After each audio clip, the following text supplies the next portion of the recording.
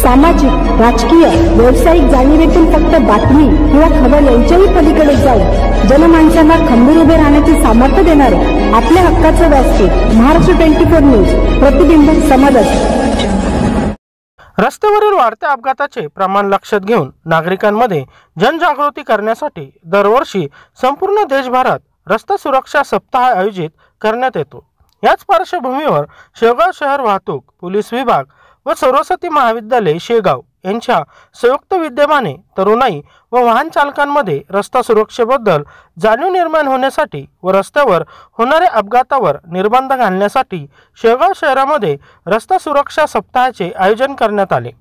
यावेळी पोलीस स्टेशनचे पोलीस निरीक्षक सुनील अंबुलकर यांच्या मार्गदर्शनाखाली संदेश दिनकर राठोड NPS, राजू वानखडे, BK पाटोळे, राजू खाडवे, शेगाव शहर वाहतूक पोलीस विभागातील अधिकाऱ्यांनी विद्यार्थी वर्गाला वाहतूक नियंत्रण बद्दलचे प्रशिक्षण देऊन सहकार्य केले।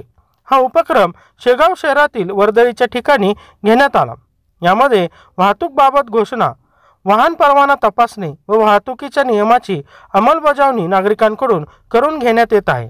या उपक्रमामध्ये सरस्वती महाविद्यालयामधील कार्यरत प्राध्यापक शिवकुमार पाताळवंशी, आकाश खरात, प्रवीण कुमार रामटेककर, प्रशांत कोल्हे व योगेश वंजारे यांचे सहकार्य लाभले। यावेळी शेगाव शहर वाहतूक पोलीस विभागाकडून नागरिक आपला अधिकार हक्काबाबत नागरिक जागरूक असतात ते असायलाही हवे, मात्र कर्तव्याबाबत आपण फारसे गंभीर दिसत नाही। कायद्याचे कसोशीने पालन करणे हे सुद्धा आपले मूलभूत कर्तव्यच आहे।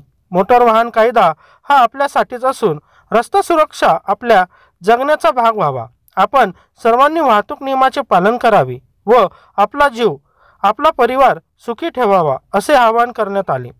महाराष्ट्र 24 न्यूज साठी प्रतिनिधी संजय सुरवाडे। कॉलेजचा विद्यार्थी आहे आणि NSS कॅम्प थ्रू आम्ही एक कार्यक्रम आयोजित केला आहे, तो की रोड सेफ्टीचा। आज रविवार आहे आणि आमच्या पोलीस स्टेशन शेगाव तर्फे आम्ही हे आज करणार आहे। आणि जे की आजचे युवा वर्ग जे चुका करतात आणि जे की जसे ते एका गाडीवर 3 जण जातात, जे पिटसी चालवतात आणि लायसन्स काढत नाही, जे त्यांना गरजेचे आहे, जे आमचे कॉलेज आम्हाला शिकवते ते आम्ही सर्वांना सांगू इच्छितो की तुम्ही पण हे करा आणि तुम्ही अशा चुका करू नका जेणेकरून तुम्हाला त्या भविष्यात होतील किंवा ते तुम्हाला वाईट होतील तुमच्यासोबत। त्याच्यासाठी आम्ही आज हे काही हा कार्यक्रम राबवणार आहे। धन्यवाद।